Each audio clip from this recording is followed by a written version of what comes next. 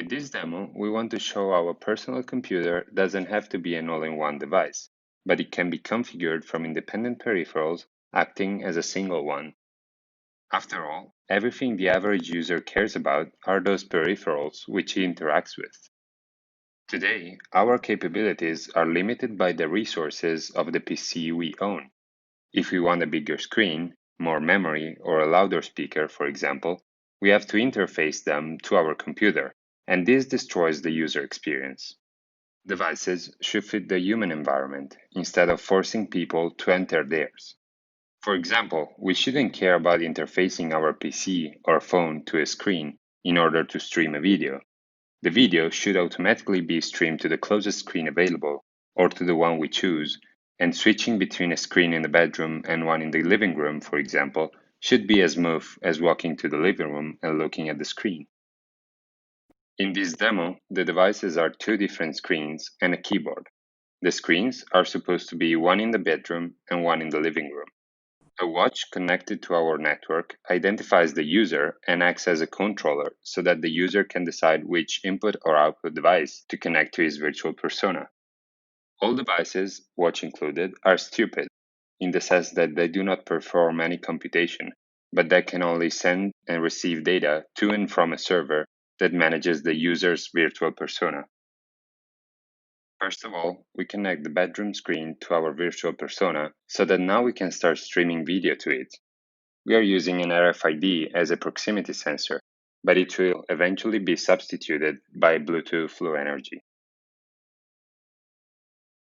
Now we connect the keyboard to our virtual persona.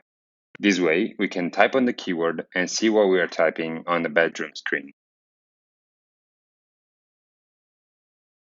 For this demo, the server is running a Linux terminal so that the keyboard and the screen combined act as a computer even though they do not perform any kind of computation. They are just interfaces to the user's virtual persona that holds his programs and data. By typing some Linux commands, the same result that we would get on a normal Linux computer gets streamed to the bedroom screen.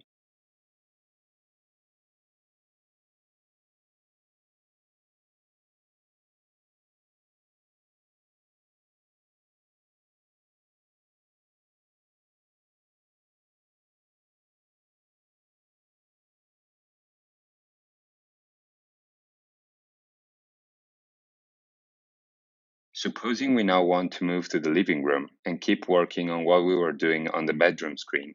The only thing we have to do is to connect the living room screen to our virtual persona, and this happens automatically as soon as we move close to it. Whatever we were working on gets automatically streamed to the other screen as if all the devices were one of the same computer.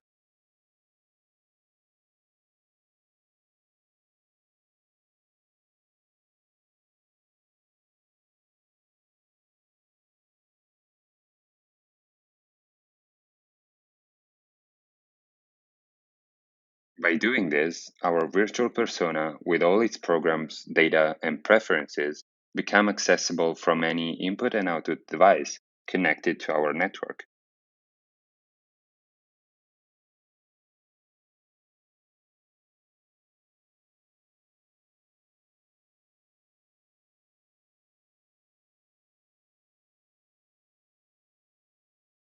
While this demo would certainly be doable with today's technology, it would not be as smooth. The fact that each device has its own brain, which is a microprocessor, makes it inherently standalone and hard to interface to other devices that may not speak the same language. This is just one of the many applications that could be done with our technology, but it clearly shows how smooth the interaction between users and devices could be. The real power of this technology would come from the seamless interaction of different devices acting as one in order to enhance our lives without us having to care about their configuration.